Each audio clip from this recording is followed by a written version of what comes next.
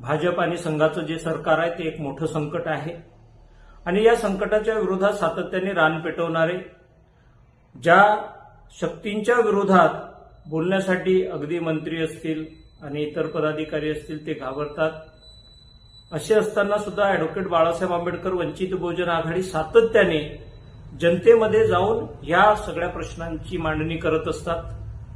त्यांच्या सभांना प्रचंड प्रतिसाद मिळतोय. महाराष्ट्रभर वंचित बहुजन आघाडी ही एक दखलपात्र शक्ती आहे.